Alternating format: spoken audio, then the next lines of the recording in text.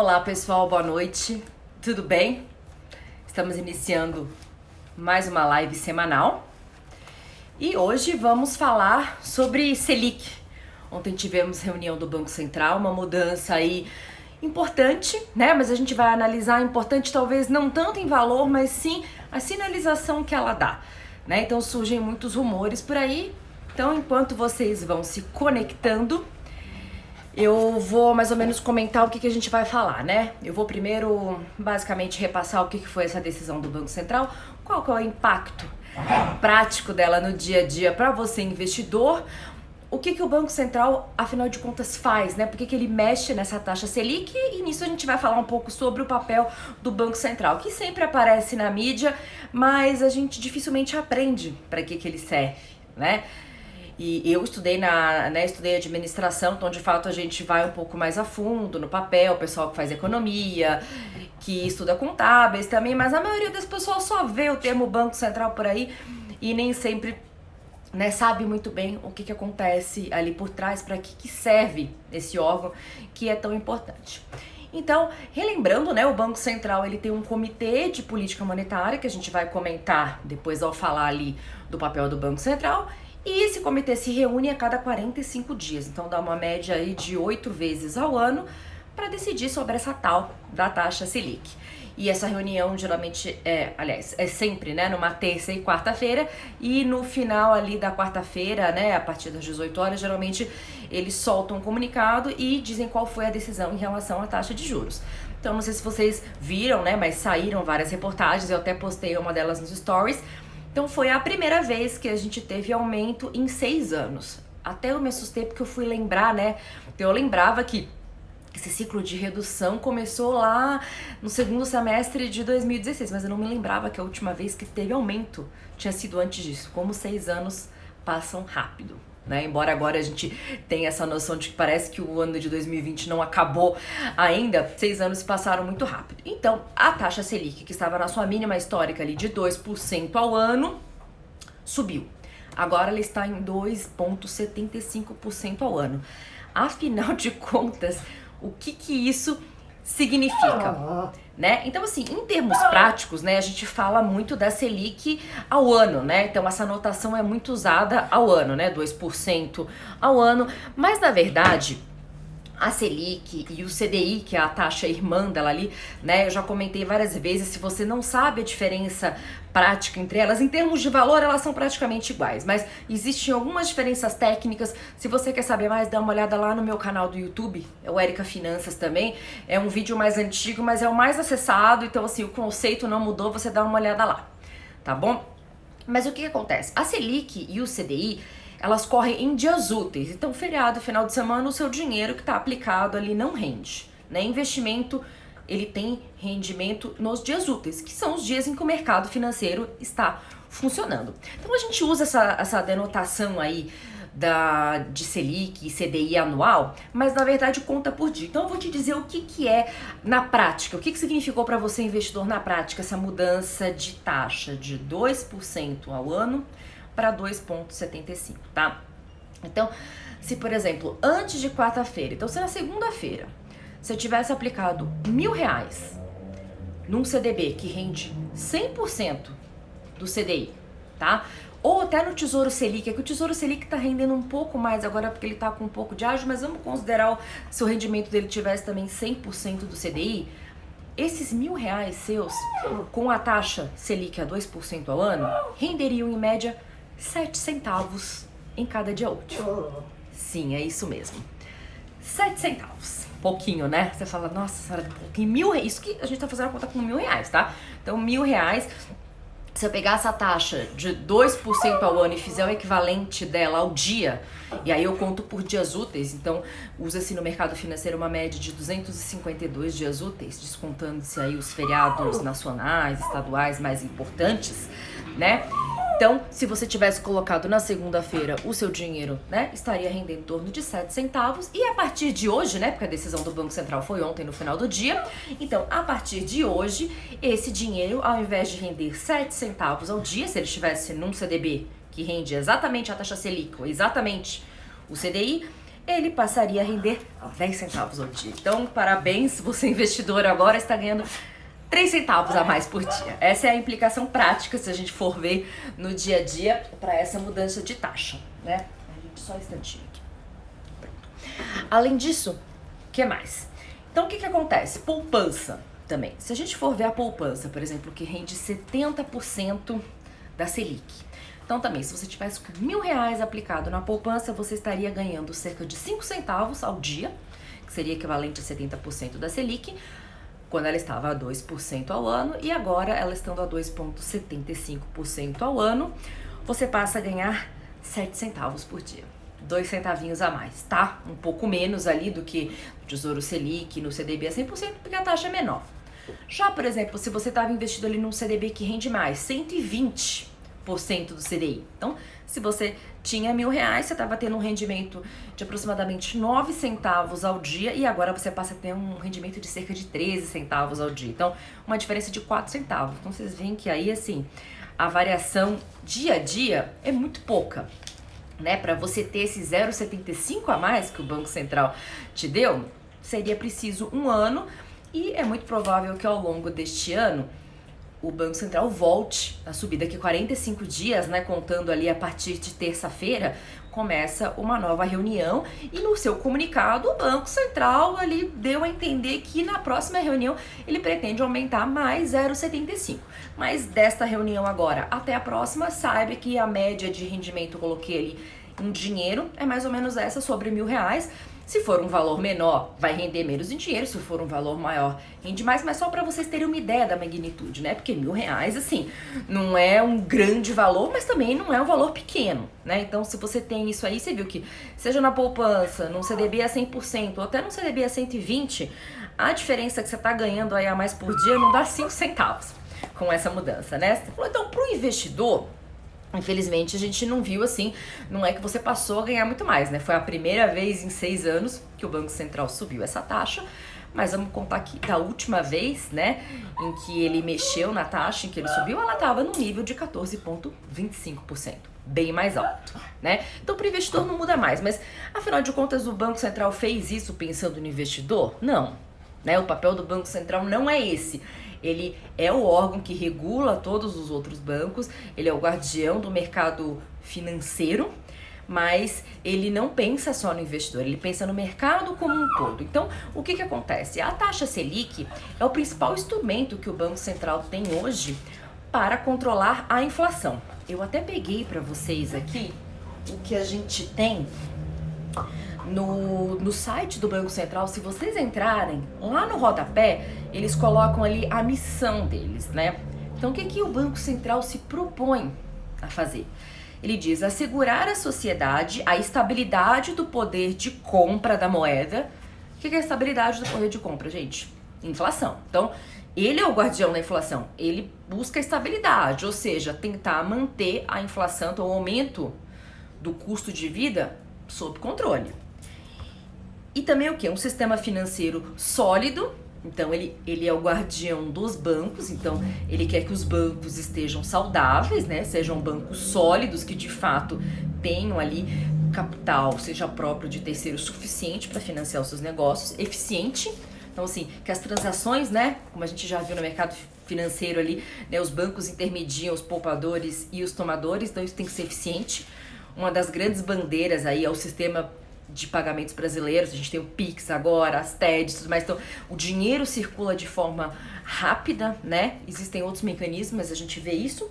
E competitivo. Então, também cabe ao Banco Central que fiscalizar se os bancos não estão abusando. A gente tem um histórico no Brasil aí dos bancos, né? Sempre tendo um ganho muito alto, mas o Banco Central vem atuando principalmente nos últimos tempos também, com instituição de PIX, mais competição, colocando alguns limites aí para as taxas de cheque especial, cartão de crédito e tudo mais. Então ele tem tentado forçar os bancos a serem mais competitivos, além do papel das próprias fintechs também, né? O Banco Central começou a permitir que outros competidores menores, porque você começar com o banco em si era muito difícil, né? Muita regulação, muita necessidade de você ter, né, uma estrutura robusta, e as fintechs conseguiram começar atuando em nichos mais específicos, né? Só cartão de crédito, só conta, as corretoras vindo ali só com investimentos, Lembrando que as corretoras são de competência da CVM, tá? Mas muitas depois começaram a agregar papéis de banco. Por exemplo, a própria XP, né? Hoje ela já oferece cartão, alguns tipos de empréstimo, outros serviços que antes não estavam ali na seara da corretora, né? Então, esse é o papel do Banco Central. Então, ao mexer na taxa de juros, ele não está pensando no investidor, em dar mais ou menos rendimento para o investidor. O papel dele é tentar usar essa taxa de juros, porque o que é? Ela é o custo do dinheiro, que é essa matéria-prima que a gente fala, do dinheiro que flui para quem tem sobra, quem investe, e para quem precisa do dinheiro. O governo, as empresas, as pessoas, né? A gente já comentou muito sobre isso. Então, a taxa de juros é o custo dessa matéria-prima, né? Do dinheiro, que sai de uma ponta e vai para outra. Então, o que acontece, né? Você vai falar, bom, mas o que isso aí tem a ver com inflação? Você fala, inflação é poder de compra. Fala, tô indo comprar meu arroz com feijão, a comida tá tudo mais caro, o combustível subindo de preço. De fato, o Banco Central não consegue mexer em tudo, né? Ele é responsável pela política monetária. Então, não adianta, se tiver uma quebra de safra e o preço de algum legume, alguma matéria-prima sobe de preço, isso o Banco Central considera o quê? Como um fator exógeno.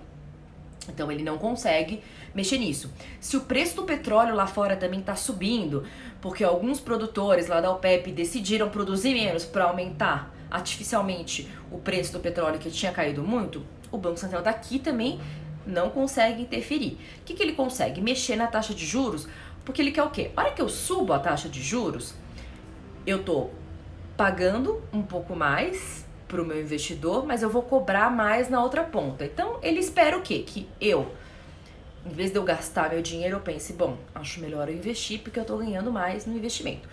Por outro lado, ele também espera o que? Regular a ponta de quem está tomando empréstimo. Porque o banco que vai ser esse intermediário vai falar, opa, eu tenho que pagar um pouco a mais para o meu investidor, né? Antes eu estava pagando 2%, agora eu vou ter que pagar 2,75%. Na outra ponta, ele cobra mais, porque ele tem o spread. A gente também já comentou sobre isso aqui, tem vídeo lá no canal do YouTube. Spread, o que é? É o ganho do banco, basicamente a margem. É como o dono de um comércio, ele compra uma matéria-prima, ele põe a margem dele e ele vai vender por outro preço. O banco assume um risco nessa intermediação, então ele também tem um ganho, né? É um ganho bastante expressivo no Brasil, a gente pode dizer que esse spread é bem alto, né? O banco não tinha reduzido o spread dele na mesma proporção que a taxa Selic, nos momentos em que ela vinha caindo, então continuou muito alto, mas mesmo assim, na hora que eu subo o custo, mesmo que o banco mantiver o mesmo spread, o valor final lá na outra ponta para quem pega o empréstimo vai ser maior, certo? Só o fato do banco repassar esse custo maior aí do dinheiro do investidor já deveria influenciar. Então, o Banco Central quer o quê com esses juros mais altos? De um lado, influenciar quem tem sobra a colocar o dinheiro para render, porque tá pagando mais, e na outra ponta, tentar segurar um pouco a onda de quem tá pegando empréstimo. Para financiar a casa, uma empresa que esteja financiando aí uma expansão da sua estrutura, até as pessoas físicas para não se endividarem além da conta, porque fica mais caro o juro, não só de cheque especial, mas um empréstimo pessoal, de um consignado, você encarece o custo. Então, com isso, o Banco Central quer que nós consumamos menos, entendeu? Então, em vez de eu usar esse dinheiro para comprar celular, para comprar mais comida, para gastar por aí, eu guardo a minha sobra, e a pessoa que não tem sobra, ou que tava pensando em, olha, eu até tenho dinheiro, mas eu precisava de um pouco mais para inteirar, talvez pensasse a hora mesmo, ou talvez diminuir o plano, talvez a empresa quisesse expandir um pouco mais, ela se expande um pouco menos, a pessoa ia comprar um imóvel mais caro, ela compra um imóvel um pouco menos caro, ela decide postergar um pouco a decisão, porque vai pesar demais, né? Então, esse é o mecanismo que o Banco Central tem para tentar controlar a inflação, porque aí ele segura o tomador de tomar empréstimos e ele faz o investidor querer colocar mais o dinheiro. Em vez de gastar por aí, ele incentiva a poupança no sentido de juntar dinheiro, não o investimento somente na poupança. Então, esse é um mecanismo que o Banco Central tem para tentar controlar a inflação. Ele não é um órgão do governo, ele não pode chegar amanhã e dizer, tabelei os preços, ninguém mais sobe preço de arroz, de feijão, de carne, nada. Quem pode fazer historicamente é o governo, mas a gente até já comentou lá na live em que eu falei das interferências na Petrobras, no preço do petróleo, que a gente já teve uma experiência lá atrás, na década de 80, começo da década de 90, que tabelamento de preço muitas vezes incentiva outros tipos de comportamento que distorcem todo o mercado, tá? Mas assim, na pior das hipóteses, quem pode ter essas interferências diretas é o governo, Quem que foi lá meter o bedelho na... Como é que se diz? Na Petrobras para mudar o presidente para tentar controlar o preço do petróleo, né? Da gasolina que chega ao consumidor final. Foi o governo, foi o presidente, não foi o Banco Central. Não é papel dele porque ele controla o mercado financeiro, né? Uma parte dele, digamos assim, o mercado monetário das taxas de juros. Ele é o guardião dos bancos, né, do sistema financeiro, e existe a CVM, que é o órgão que regula as empresas que negociam ações, os fundos e tudo mais. O Banco Central tem este papel aqui. Então, aí vocês vão pensar assim, poxa, mas a inflação aí saiu o último IPCA de fevereiro e a inflação acumulada nos últimos 12 meses já está batendo em 5,20, sendo que a meta do Banco Central para este ano de 2021 é de 3,75. Por que eles aumentaram só 0,75, né? Se a gente fosse dizer aí na gíria, por que ele não meteu o louco e já não aumentou logo 1, 2% de uma vez para mostrar que ele não vai tolerar a inflação e é isso? Então, gente, o que acontece? Esse mecanismo que eu comentei com vocês não acontece do dia para noite. Então, não é porque vocês viram a mudança ali, né? De 2 para 2,75% ao ano, eu tenho R$1.000 investido. Um dia eu tô ganhando 3 centavos, no outro dia eu vou ganhar 3 centavos a mais com isso, no máximo 5 centavos a mais com essa mudança. Não é assim uma mudança incrível. Na outra ponta, não é também que os bancos vão aumentar demais, repassar esse custo, vai encarecer muito mais as decisões para quem está tomando empréstimo. Então, não é de ontem para hoje que as pessoas vão mudar todas essas decisões de consumo. Existe uma defasagem, né? Existem estudos aí que às vezes até demora até 6 meses para você ver de fato o reflexo nessa mudança da decisão de ontem, de 0,75 aí, né? Então, o que acontece? Não adianta, se o Banco Central... Às vezes ele pode ser muito conservador falando, não vou aumentar nada, ou vou aumentar 0,25. A maioria do mercado estava apostando em meio. Mas o pessoal achava que eles poderiam ser mais conservadores, esse colegiado aí que compõe o Comitê de Política Monetária, que é o Copom, que eles teriam aumentado só 0,25, teria quanto conservador. Aí daqui 6 meses eles vão falar, poxa, 0,25 não serviu pra nada, né? Teria que ter aumentado mais. Por outro lado, se eles vão lá e jogam, por exemplo, vamos aumentar 2% de uma vez, vamos mostrar que a gente não vai tolerar a inflação e que, pelo menos, no que tiver a nosso cargo, a gente vai fazer. E aí, daqui 6 meses, eles falam, nossa, foi demais. A gente mexeu demais, o pessoal, isso aí mudou muito, porque 0,75 é uma coisa, que eu mudo 2% ao ano, já é um pouco mais. Então, isso já mudou um pouco a decisão ali dos agentes, tanto dos tomadores quanto dos investidores, e aí eu reduzi demais o consumo. E isso pesou muito negativamente o quê? No crescimento, né? Aqui a gente está falando do Banco Central tentando controlar a inflação, mas ele tem que, ao mesmo tempo que ele controla a inflação, ele tem que calibrar para não ser de mais nem de menos. Se é de menos, a inflação continua correndo solta lá e o bicho pegando e a gente cada dia pagando mais caro pelas coisas, perdendo o poder de compra. E a missão do Banco Central justamente ali é o que quer? Manter a estabilidade do poder de compra. É o que está ali colocado como missão dele, a primeira missão. Por outro lado, se ele é muito agressivo, ele pode pegar demais, entendeu? Eu falo, nossa, agora eu não vou gastar mais nada. Eu começo a juntar tudo que eu tenho, quem ia tomar empréstimo, para tudo, não vamos tomar, as empresas não expandem mais, ninguém mais quer investir em comprar imóvel, porque as prestações ficam muito caras, não cabem no bolso e tal. Eu retraio demais a economia.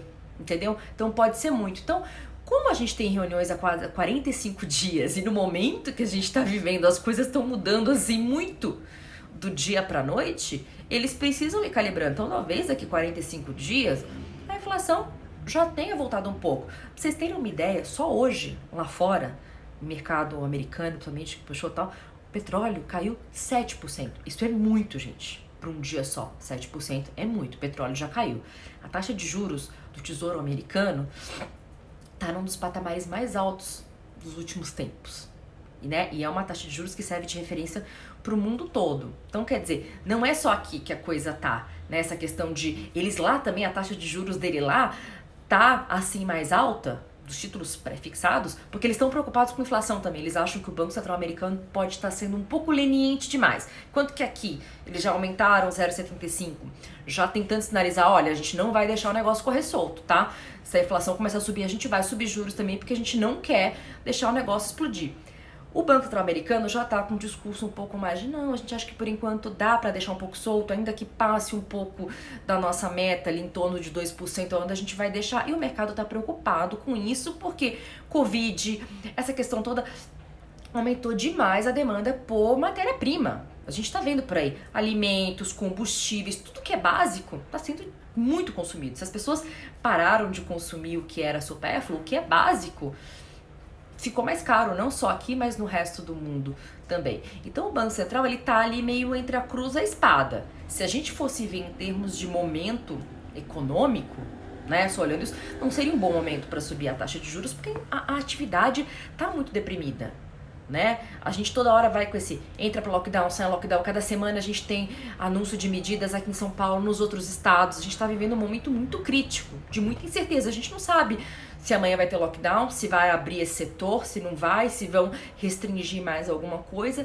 Então, assim, não é um momento em que a gente está tendo inflação porque o consumo tá pujante. Muito pelo contrário, a gente está tendo inflação, a gente está vendo nas coisas mais básicas. Se a gente for ver em viagens, vestuário, uma série de outros componentes da inflação, eles estão muito baixos. Só que em compensação, o que mais tem peso, essa parte de transporte, de combustíveis e da parte de alimentação, tá muito caro. Isso não parou. A gente, infelizmente, né, percebeu aqui o quê? Que o básico não para, entendeu? Então a gente precisa de comida e a gente vai precisar de combustível para se transportar, que seja para ir até o mercado, até a farmácia, buscar as coisas básicas.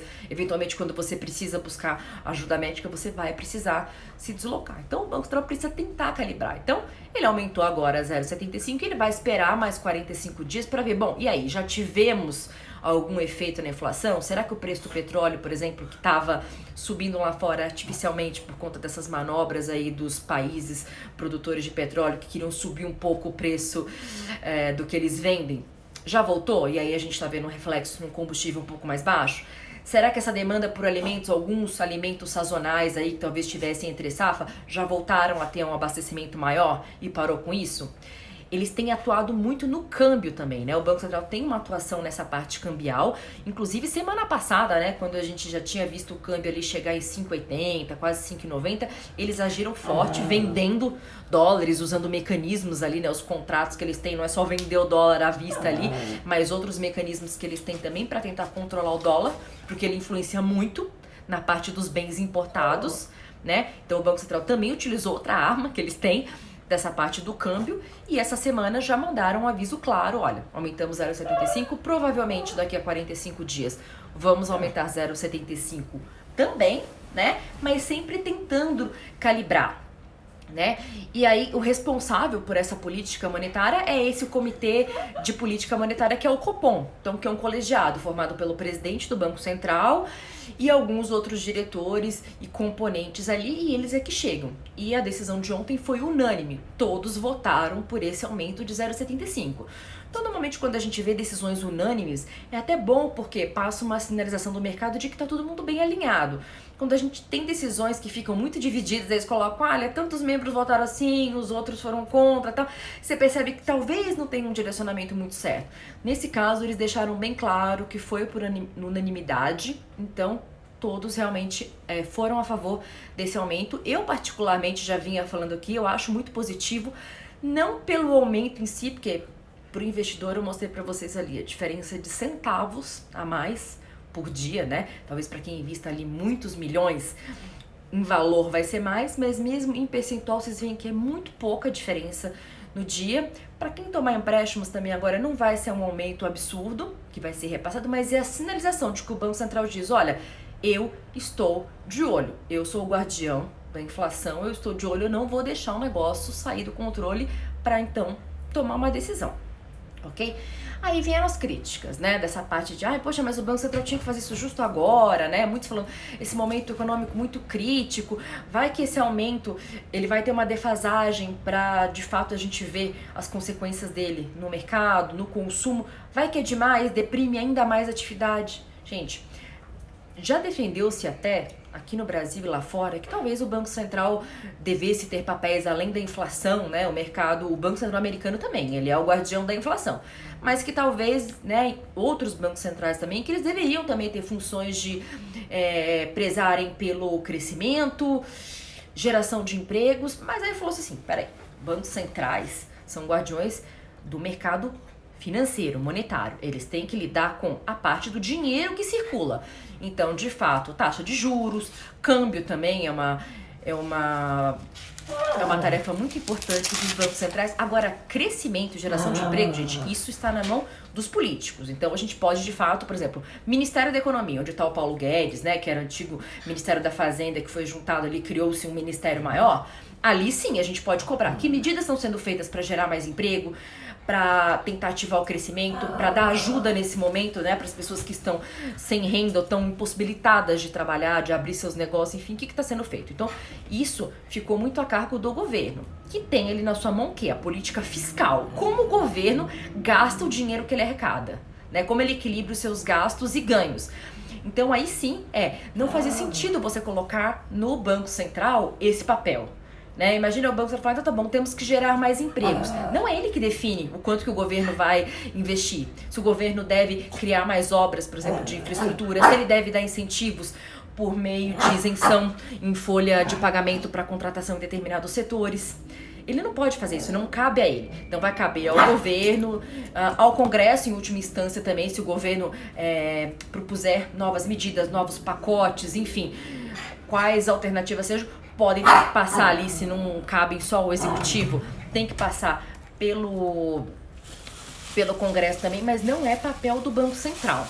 Então, assim, por mais que o pessoal possa achar que o Banco Central escolheu um péssimo momento para subir juros, apesar da inflação, porque a atividade econômica está muito fraca, ele tem que pensar que o papel dele é a inflação. O governo pode vir e tentar contrabalancear, olha, então eu vou ter mais auxílio emergencial, eu vou ter empréstimos subsidiados para os negócios aí que não estão podendo funcionar, uma série de medidas, eu vou suspender recolhimento de FGTS e INSS por um tempo, enquanto as empresas tentam manter as suas folhas ali, não demitir, mas o Banco Central não é o responsável, tá bom? Porque ele não tem os mecanismos. A política fiscal, então existe política monetária, política cambial, isso sim é o Banco Central.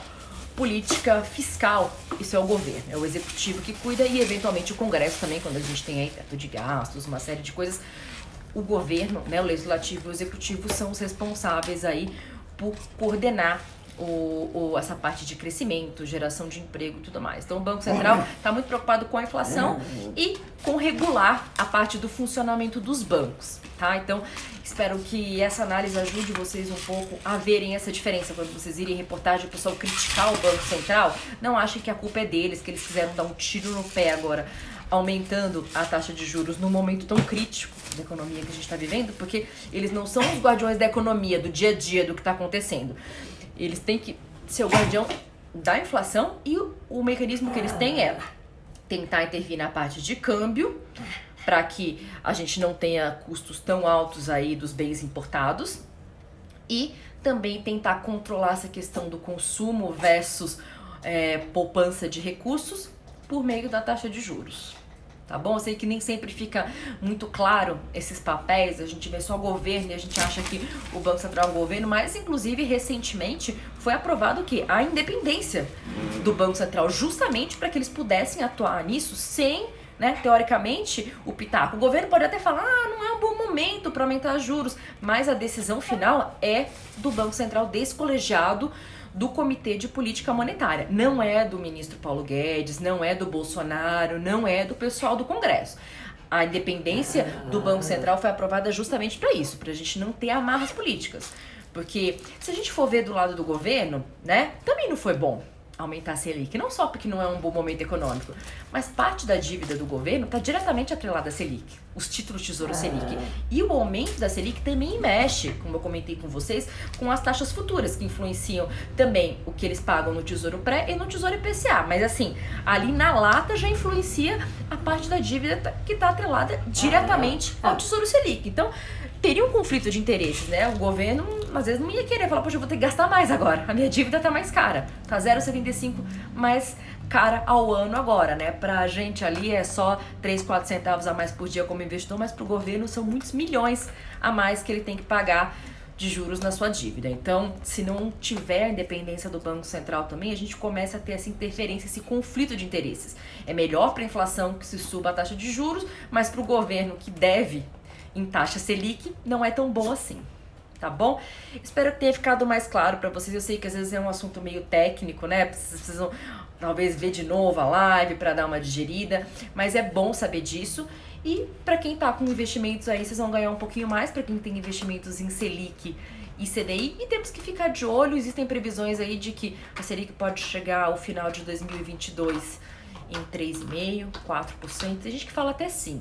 Eu sou mais dos que vão a 3,5% a 4%. Eu acho que o Banco Central vai ser um pouco mais agressivo no começo agora, então aumentou 0,75%, aumenta mais 0,75% na próxima, espera para ver os efeitos e depois vai calibrando, talvez aumente no meio, 0,25%, mas não vai vir com força total. Né? É bom para o Brasil também que a gente tenha uma taxa de juros mais alinhada com o resto do mundo, né?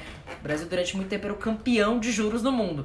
Até essa posição a gente perdeu, mas essa é boa, porque significa que a gente começa a ter juros mais parecidos com outros mercados. Não estou comparando a gente com os mercados desenvolvidos, como Estados Unidos, Alemanha, Japão, mas comparando com outros emergentes mesmo, da mesma categoria do Brasil, a nossa taxa de juros era muito acima, né?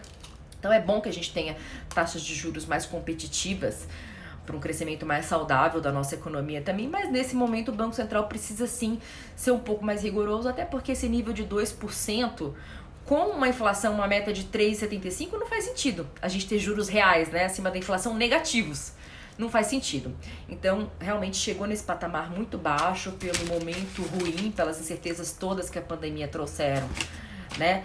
E ainda não acabaram, mas com esse fantasma da inflação aí que sempre assombrou muito o Brasil, e mesmo quem não viveu ali o auge desses anos de inflação 80% ao mês, por exemplo, ainda tem muito medo da inflação. Então é bom que o Banco Central já tenha aumentado, dada essa sinalização forte de que ele se mantém como o guardião da inflação, que ele vai utilizar os mecanismos que ele tem, e depois esperar, se os efeitos forem positivos, ele pode aumentar mais um pouco ou manter a taxa, e vamos tentar ver se a gente consegue chegar nessa meta aí de uns 3,5% a 4% no final do ano. Eu sou mais dessa linha. Os mais agressivos acham 5%. Eu acho que vai ser assim só se a inflação estiver muito acima, mas mesmo assim a gente tem essa parte da atividade puxando para baixo.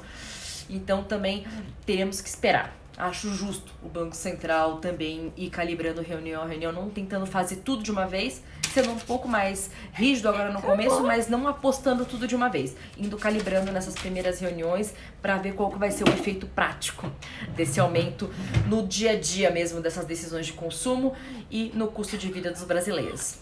Tá bom? Espero que vocês tenham gostado, gente. Se ficar alguma dúvida, deixa eu dar uma olhada aqui.